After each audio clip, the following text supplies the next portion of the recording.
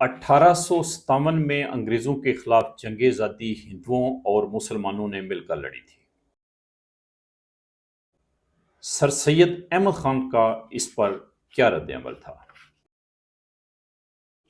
سر سید احمد خان کے اپنے الفاظ پڑھ کر سناتا ہوں تاکہ کوئی کمی بیشی نہ ہو۔ سر سید فرماتے ہیں، مسلمانوں کا مذہبی فرض یہ تھا کہ 1857 کے ہنگامہ میں انگریزوں سے بھرپور تعاون کرتے ہیں، کیونکہ مذہبی اعتبار سے انگریز عیسائی ہیں، اس لحاظ سے اہل کتاب اور مسلمانوں کے بھائی بند ہیں، نبیوں پر ایمان رکھتے ہیں، خدا کے دیے ہوئے احکامات اور خدا کی دی ہوئی کتاب اپنے پاس رکھتے ہیں۔ اسلام بھی اس بات کی تصدیق کرتا ہے۔ اس بات کا نتیجہ یہ ہونا چاہیے تھا کہ جہاں عیسائیوں کا خون گرتا وہیں مسلمانوں کا بھی خون گرنا چاہیے تھا۔ پھر جس نے ایسا نہیں کیا اس نے علاوہ نمک حرامی اور گورنمنٹ کی ناشکری کے، جو ہر ایک رعیت پر واجب ہے، اپنے مذہب کے بھی برخلاف کام کیا۔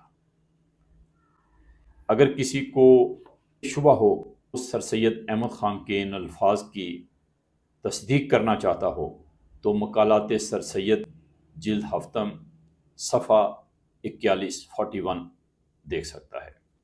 سر سید مزید فرماتے ہیں، یہ تمام ہنگامہ باغیوں کا ضلع بجنور میں ہو رہا تھا کہ دفعتاً ہمارے نام حکم آیا کہ سرکار کی طرف سے ضلع بجنور کا انتظام کرو۔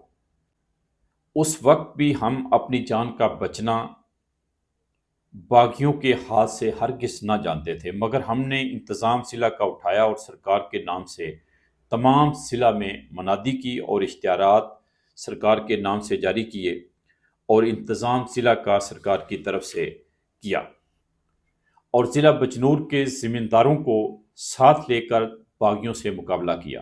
ہماری شکست ہوئی تو ہم بھاگے اور چاند پور کے مقام پر باغیوں کے ہاتھ گھر گئے۔ ہماری زندگی باقی تھی کہ بہت بڑا صدمہ اٹھا کر وہاں سے نکلے اور میرٹھ پہنچے۔ صریح ظاہر ہے کہ بے گناہوں کا قتل، عورتوں اور بچوں اور بوڑھوں کا قتل مذہب کے بموجب گناہ عظیم تھا۔ پھر یہ کیوں کر ہنگامہ قدر جہاد ہو سکتا ہے؟ ہاں، البتہ بدذاتوں نے دنیا کی طمع اور اپنی منفعت اور اپنے خیالات پورا کرنے اور جہلوں کے بہکانے کو اور اپنے ساتھ جمعیت جمع کرنے کو جہاد کا نام دیا۔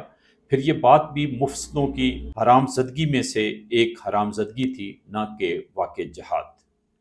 سر سید احمد خان نے اس جنگ کے دوران انگریزوں کا بھرپور ساتھ دیا، اور پھر اس جنگ کے بعد سر سید احمد خان کو انگریزوں نے نوازا۔ سر سید احمد خان کے اپنے الفاظ آپ کے سامنے رکھتا ہوں۔ سرکار نے میری بڑی قدردانی کی، عہدہ صدر صدور پر ترقی کی، اور علاوہ اس کے 200 روپیہ ماہواری پینشن مجھ کو اور میرے بیٹے کو عنایت فرمائے، اور خلعت 5 پارچہ اور 3 رقم جواہر، 1 شمشیر عمدہ قیمتی 1000 روپیہ کا اور 1000 روپیہ واسطے مدد خرچ کے مرحمت فرمایا۔ تو جناب یہ تھے ہمارے سر سید احمد خان،